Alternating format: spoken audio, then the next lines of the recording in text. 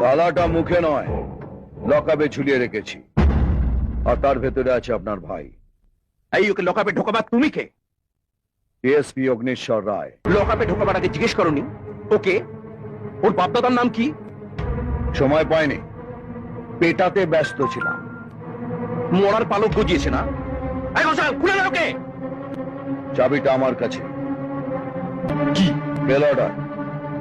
আপনার ভাইয়ের চার্জশিট তৈরি হয়ে গেছে। তোমার সাহস হলো কি করে আমার ভাইকে চার্জশিট দেবার? আমার খাবে, আমারই পড়বে, আবার আমার ভাইকেই লকআপে ভরবে। আমি যে খাবারটা খাই সেটা আপনার বউ তৈরি করে দেয় না, আর আমি যে পোশাকটা পরে আছি সেটা সরকারের দেওয়া। আপনি বা আপনার বাপ কিনে দেয়। এই জুতিয়ে মুখ লম্বা করে জুতো আমার পাও আছে, ডবল সোলের। এমন মার মারবো চেহারাটা এক জায়গায় থেকে যাবে, খালি দাঁতগুলো খসে খসে পড়বে। কি বললি শুয়া? চাপ চাপ। বকিল বাবু, একে নিয়ে যান। নিজেকে শোধরাবার একটা সুযোগ দিয়ে আমি। পরের বার হসপিটালে দেখা হবে, আর তারপরে বার মর্গে। আমাকে হাসপাতালে বা মর্গে পাঠাবার আগে নিজে কোথায় যাবে সেটা ভেবে দেখো। এমন জায়গায় ট্রান্সফার করে দেবো না 10 বছর নিজের বউয়ের মুখ দেখতে পাবে না।